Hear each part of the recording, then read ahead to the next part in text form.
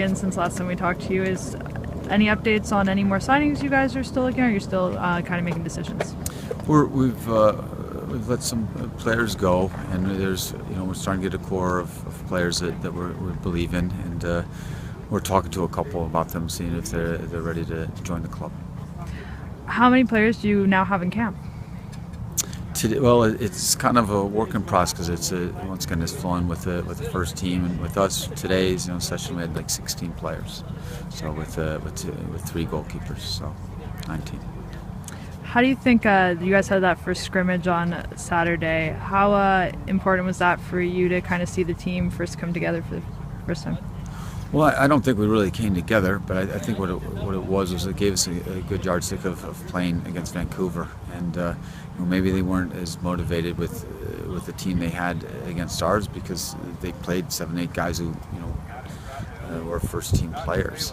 So, but at the same time, it was their quality. It was apparent to see what it was, and that our guys could be organized and get a result. So it was great play. 2 individual actions there, or a team action for a good goal. So it was great start. Putting guys out in a game situation when you're trying to make decisions on who should stay in camp, who you might sign, etc. Is that good to see them in a kind of have to perform at that level? For sure, it was a great run for us. To get a run at Providence Park, to get basically like 22 players out on the field playing together, trying to see if we can accomplish anything that we've been working on all week. And for sure, there's we were organized enough to get a good result against a good team. And are you starting to, as obviously it still hasn't been that long, but get the dynamic of being some of these guys being in first team practice, coming down certain days, not necessarily always being here, how that's working? It's getting better, and obviously the first team staff is helping out a lot there, and it's just basically communication. So it's been good.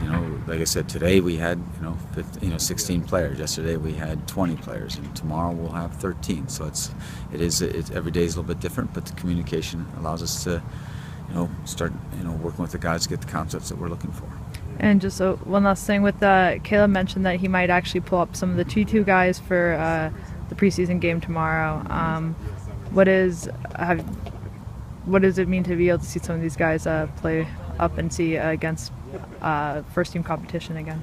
Well, I think once again, just the structure of the T2, I think there's a couple of positives. First off, if we look at it, is some of their players have been pushed down with us at times, so we're loaning them. So that brings a dynamic to our group, and it shows that ways that they have to get better, and this is how they're going to get experience. The other side of it is tremendous reward for some of our guys who've shown well in training to now get a look with the first team and get the eyes of Caleb and his staff on the guys, as well as hopefully get them in an environment where it's a bigger game.